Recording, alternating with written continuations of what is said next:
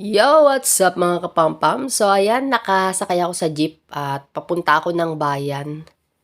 So ayan ang mga pasahero, siksikan. At saka dito, ayan, meron dito sa gitnang lukad or tawag dito ay kopra.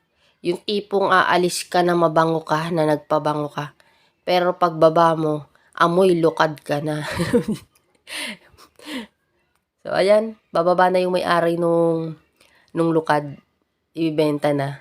At tapos dito, habang bumabiyahe kami, meron akong nakatabi na mag-ina. Cute na cute ako dun sa bata. Di, medyo pagka natingin yung bata, ang ini-smile ko. Nalaman ko pala, pamangkin ko pala yung bata, kaya pala ang pogi. Kasi kadugo ko. So, ayan.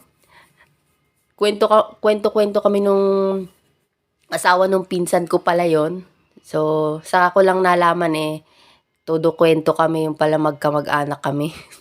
At yung batang cute na cute ako pamangkin ko pala. Ayan. Hello. O, sala.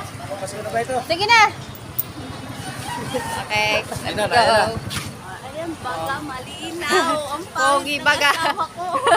Hoy, ang pogi kaya ng anak mo. Oh. Sabi, ang Parang pangit pinagbiyak na buko.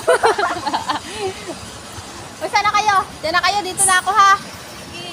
Ay, dapat pala doon ako sa may karsada. Hindi na, sige na.